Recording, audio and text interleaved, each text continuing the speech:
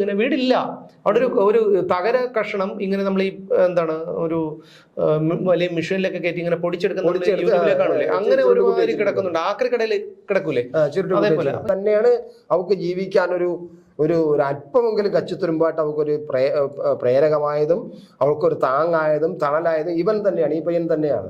എത്രയോ പേര് ഇപ്പം നഷ്ടപ്പെട്ടതെല്ലാം ഇവിടെ പാവപ്പെട്ടവർക്കാണ്. ഒരു സുപ്രഭാതത്തിൽ എല്ലാം നഷ്ടപ്പെട്ടു പോവുകയാണ്. പിന്നെ വാടക വീട്ടിൽ ഇനി ഒന്നേന്ന് ഉണ്ടാക്കിയെടുക്കുക. നമസ്കാരം.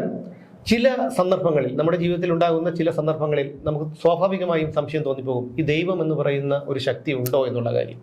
അതോ മരിച്ചുപോയോ ദൈവം? ഇത്രയും ക്രൂരത കാണിക്കുന്നില്ല. ചിലപ്പോൾ ചില മനുഷ്യരോട് മാത്രം, ചില മനുഷ്യർക്ക് വാരിക്കോരി എല്ലാം കൊടുക്കുന്നു, അത് രാജ്യത്തിന്റെ ഒരു പ്രത്യേകത. പക്ഷെ ചിലരോട് മാത്രം, അതായത് ഇപ്പം ആ ചൂരൽമലയിൽ സംഭവിച്ച ചൂരൽമലയില് ഉരുൾപൊട്ടലിൽ മരിച്ച അച്ഛനും അമ്മയും സഹോദരിയും മരിച്ചു. ശ്രുതി എന്ന് പറയുന്ന ഒരു പെൺകുട്ടിക്ക്, ശ്രേയ അവളുടെ അനിയത്തി, അച്ഛനും അമ്മയും മരിച്ചു.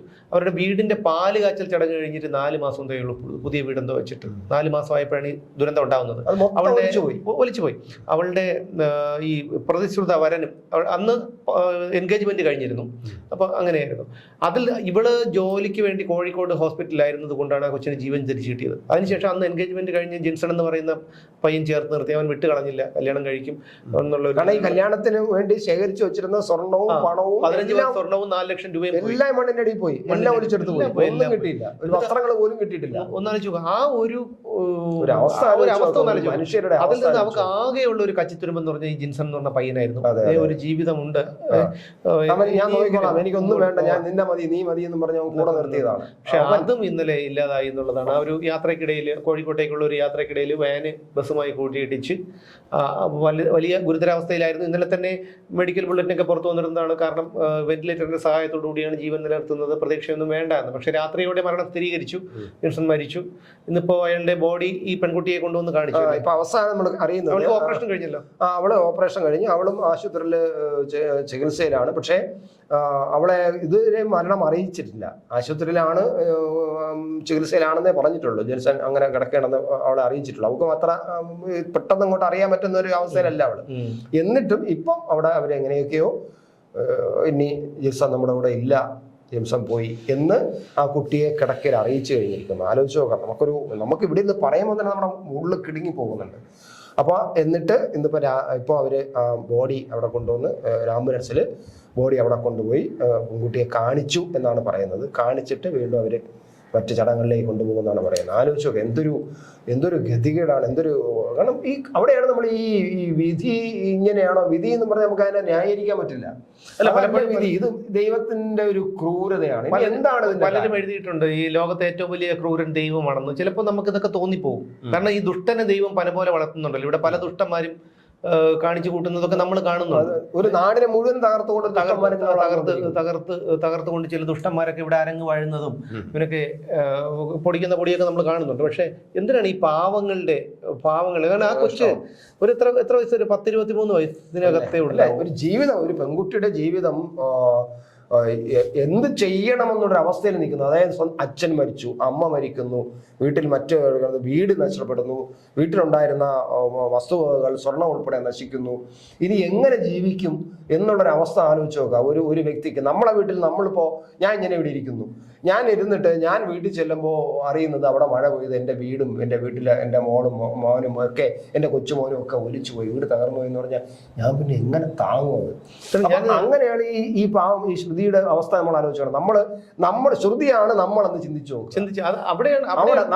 നമ്മൾ ശ്രുതിയാണ് ചിന്തിക്കുമ്പോൾ നമ്മുടെ മനസ്സ് നിക്കില്ല, പൊട്ടിപ്പോകും നമുക്ക്. കാരണം ആ ശ്രുതിയുടെ അവസ്ഥ, ആ പെൺകുട്ടിയുടെ അവസ്ഥ നമ്മൾ ആലോചിക്കുക. എന്നിട്ട് എന്ത് ചെയ്യാൻ പറ്റി നമുക്ക്? ഞാൻ നേരിട്ട് പോയി കണ്ടതാണ്, ചൂരൽമലയിൽ ഞാൻ നേരിട്ട് പോയി കണ്ടതാണ്. അപ്പൊ ഞാൻ അങ്ങോട്ട് പോയ സമയത്താണ് അവിടെ ഈ ചൂരൽമലയിൽ വീട് നഷ്ടപ്പെട്ട കിഷോർ എന്ന് പറയുന്ന ഒരു വ്യക്തിയും അദ്ദേഹത്തിന്റെ ഭാര്യ സരിതയും കൂടി ഞങ്ങളോടൊപ്പം വന്നു പനമരത്തുനിന്ന്.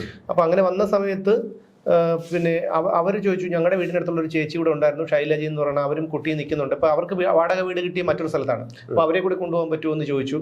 ഞാൻ പറഞ്ഞു പിന്നെന്താ പോകാം എന്ന് പറഞ്ഞ് ഞങ്ങൾ പോയുന്ന സമയത്ത് ഈ ചേച്ചി പെൺകുട്ടിയുടെ കല്യാണം അത് നിശ്ചയിച്ചിരിക്കുകയായിരുന്നു.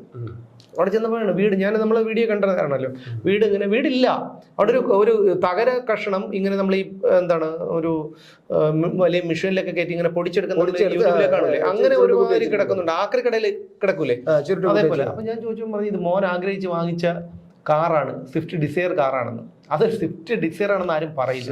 അവര് വന്ന് നിൽക്കുന്ന ഒരു രംഗം ഞാൻ വെച്ചാൽ കരയുന്നു. അവർ കരഞ്ഞിട്ടില്ല, കരഞ്ഞു തീർന്നു. എല്ലാം നഷ്ടപ്പെട്ടു. അവരുടെ ഹസ്ബൻഡ് മദ്യപിക്കില്ല, ഒരു ദുശീലങ്ങളും ഇല്ലാത്തൊരു വ്യക്തിയാണെന്ന് പറയുന്നു. അപ്പൊ ഇവരെല്ലാവരും കൂടെ കഷ്ടപ്പെട്ടാണ് ഒരു വീട് ഉണ്ടാക്കി, കാറ് വാങ്ങിച്ചു. ഈ ചേച്ചിക്ക് തയ്യലാണ്. അപ്പൊ ഞാൻ ആലോചിച്ചു, ദൈവം എന്തിനാണ് ഈ പാവങ്ങളുടെ പേർക്ക് മാത്രം ദൈവം ഇങ്ങനെ ഇട്ട് ഓരോ ദുരിതങ്ങൾ കൊടുത്തുകൊണ്ടിരിക്കുന്നത്? എത്രയോ പേര് ഇപ്പം നഷ്ടപ്പെട്ടതെല്ലാം ഇവിടെ പാവപ്പെട്ടവർക്കാണ്. ഒരു സുപ്രഭാതത്തിൽ എല്ലാം നഷ്ടപ്പെട്ടു പോവുകയാണ്. പിന്നെ വാടക വീട്ടിൽ ഇനി ഒന്നേന്ന് ഉണ്ടാക്കിയെടുക്കുക. അവർക്ക് സർക്കാർ കൊടുക്കാന്ന് പറഞ്ഞതുപോലും കൊടുത്തിട്ടില്ല. ശരി, സർക്കാർ കൊടുക്കാം എന്ന് പറഞ്ഞത് കിട്ടിയാൽ പോലും അവർക്ക് പഴയതിനൊപ്പം ആവില്ലല്ലോ. ഇല്ല, എത്രയോ ഒന്നും ആവില്ല. നമ്മുടെ പഴയ നമ്മുടെ ആ ഒരു നൊസ്റ്റാൾജിക്സ്, നമ്മുടെ ജീവിതം കിടക്കുന്ന, നമ്മുടെ പരമ്പരാഗത നമ്മുടെ അച്ഛനമ്മമാർ ജീവിച്ച സ്ഥലം, അതൊക്കെ നമുക്ക് എങ്ങനെയാണ്? അത് പോട്ടെ, അതൊക്കെ നമുക്ക് സഹിക്കാൻ നോക്കിയാൽ ഈ കൂടപ്പിറപ്പുകളും ഈ വീട്ടിലുള്ള ആൾക്കാരും നഷ്ടപ്പെട്ടു പോയവരോ, നഷ്ടപ്പെട്ടു പോയവരെ കുറിച്ചൊന്ന് ആലോചിച്ച് നോക്കൂ. ഇതൊന്നും നമുക്ക് സഹിക്കാൻ പറ്റുന്ന കാര്യങ്ങളല്ല. അല്ലാത്തതാണ്. എന്തായാലും ദൈവങ്ങള് ഈ ഒരു സംഭവം സത്യം കേരളത്തിന് താങ്ങാൻ പറ്റാത്തൊരു സാധനമാണ് കേട്ടോ. എനിക്ക് തോന്നുന്നത് ചൂരൽമലയിലെ ഉരുൾപൊട്ടലിനേക്കാളും ഗുരുതരമാണ് ഈ ഒരു വിഷയം. അതാണ്, ഉരുൾപൊട്ടലോ അന്നൊരു നമുക്ക് ഞെട്ടലായിരുന്നെങ്കിലും ഈ ഒരു പെൺകുട്ടിക്ക് ഇങ്ങനെ വിടാതെ ഒരു ദുരന്തം. പിന്നെ ഒരു കാര്യം കൂടി ഉണ്ട്, വിവാഹം കഴിഞ്ഞതിന് ശേഷമാണ് ഇപ്പൊ ഇതാണ് നമ്മൾ വിധിയിലൊക്കെ വിശ്വസിക്കുന്നത് അല്ലേ. ചിലപ്പോ നമുക്ക് വിധിയിലൊക്കെ വിശ്വാസം ഉണ്ട്, ഇതും അല്ലായിരുന്നു. 10 വർഷം ഒരു പ്രണയിച്ചതാണ്. അതാണ് അതിന്റെ ഒരു പ്രധാന. നമ്മൾ ഈ പ്രണയത്തൊക്കെ ഞാനും പ്രണയ വിവാഹമാണ്, എനിക്കത് അറിയാം. ഈ 10 വർഷമൊക്കെ പ്രണയിച്ചിട്ട് എല്ലാം നഷ്ടപ്പെട്ട്, ജീവിതവും നഷ്ടപ്പെട്ട്, ജീവിക്കാൻ പറ്റാത്ത അവസ്ഥയിലേക്ക് ആത്മഹത്യ ചെയ്യണമെന്ന ഘട്ടത്തിൽ വരുമ്പോൾ വേണ്ട, നമ്മളുണ്ടല്ലോ ജീവനോടെ, നമുക്ക് ഒരുമിച്ച് ജീവിക്കാന്ന് പറഞ്ഞ് ഒരുമിച്ച് അവര് തോളിൽ കയറിയിട്ട് മുന്നോട്ട് പോകുമ്പോൾ വീണ്ടും അടുത്ത ഒരു ദുരന്തം വരിക എന്ന് പറഞ്ഞാൽ അത് ഒരിക്കലും സഹിക്കാൻ പറ്റാത്തൊരു കാര്യം. മനുഷ്യ ജന്മത്തിന്, നമ്മുടെ ഭൂമിയിലെ മനുഷ്യ ജന്മത്തിന് എന്താണ് കാരണം? അവരൊക്കെ ചിലർക്ക് പറയുന്ന ഒരു വിധി എന്ന് പറയും. വിധി എന്ന് പറഞ്ഞാൽ പൂർവ്വ ജന്മ സുഹൃതം എന്നൊക്കെ ചില ഈ ആത്മീയ ആചാര്യന്മാർ പറയാറുണ്ട്. ഇത്തരം കാര്യങ്ങൾ പൂർവ്വജന്മ സുഹൃതം എന്നൊക്കെ പറയാറുണ്ട്. ഇനി അവിടെ ചെന്നിട്ട് നമ്മൾ അതിനെ എങ്ങനെ ന്യായീകരിക്കും? അങ്ങനെ അതിനെ നമുക്ക് അംഗീകരിക്കാൻ പറ്റുമോ? പനി അനുഭവിക്കുകയല്ലേ ഇപ്പോ? അതാണ്.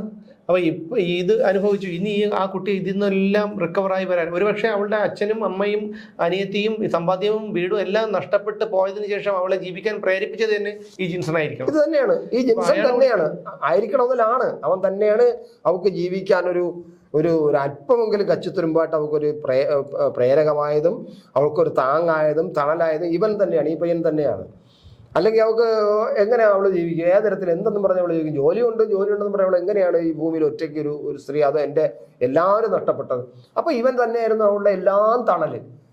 ആ ഒരു ചെറിയ വലിയ ഒരു വേനലിൽ നമ്മൾ വലിയ ഒരു മരുഭൂമിയിൽ ചെല്ലുമ്പോൾ അവിടെ എന്താ പറയാ, അവിടെ ഏതെങ്കിലും ഒരു പേപ്പർ തുണ്ടിന്റെ ഒരു തണൽ കിട്ടിയാലും നമ്മൾ അത് എടുത്തു വെച്ചിട്ട് ആ തണലിനെ നമ്മൾ വല്ലാത്ത ആസ്വദിക്കും. അതുപോലത്തെ ഒരു പേപ്പർ തുണ്ടിന്റെ തണലാണ് അവർക്ക് കിട്ടിയത് ഈ ജിൻസൺ എന്ന് പറയുന്ന പയ്യനിൽ നിന്ന്. അതാണ്. പക്ഷെ എന്തായിരുന്നാലും ഇതൊക്കെ കാണുമ്പോഴാണ് നമുക്ക് ദൈവത്തിലുള്ള വിശ്വസിക്കണേ എന്നൊക്കെ തോന്നിപ്പോകുന്നത്. എന്തായാലും ആ കുട്ടിക്ക് ഇതിൽ നിന്നൊക്കെ ഒരു മോചനം കിട്ടി, അത് നല്ല ജീവിതം ഉണ്ടാവട്ടെ. ഇപ്പൊ സർക്കാർ ആ കുട്ടിയുടെ ഒന്നും ആകില്ല, കൊടുക്കണമെന്നുള്ള ആവശ്യം ഉയരുന്നുണ്ട്. കൊടുക്കുമായിരിക്കാം, കൊടുക്കട്ടെ. കാരണം അത് കിട്ടട്ടെ, അങ്ങനെയെങ്കിലും കിട്ടി അവളുടെ ജീവിതം അവൾക്ക് ഇഷ്ടമുള്ളതുപോലെ അവൾ ഇനി ജീവിക്കട്ടെ എന്ന് മാത്രമേ നമുക്ക് പറയാൻ പറ്റൂ. ഇനി മറ്റൊന്നും പറയാനില്ല. കാരണം ഇതൊക്കെ നമുക്കൊക്കെ ഒരു പാഠമാണ്. ഇതല്ല, ഇങ്ങനെ ഒരു ദുരന്തം വന്നാൽ പിന്നെ നമ്മളൊന്നുമില്ല. നമ്മൾ മറ്റുള്ളവരെയൊക്കെ ഉപദ്രവിക്കുമ്പോഴും അവരെ കുറ്റം പറയുമ്പോഴും അവർക്കെതിരെ പ്രവർത്തിക്കുമ്പോഴും ഒക്കെ നമ്മൾ ഇത്തരത്തിലുള്ള ചിന്തകൾ നമ്മുടെ മനസ്സിലേക്ക് ഇരുന്നാൽ, ഒരു കോണിൽ ഇരുന്നാൽ അതൊരു പക്ഷേ നമ്മളെ നല്ല വഴിക്ക് നയിക്കാൻ കാരണമാവും. കറക്റ്റ്, സുമേഷ് പറഞ്ഞാണ് കറക്റ്റ്.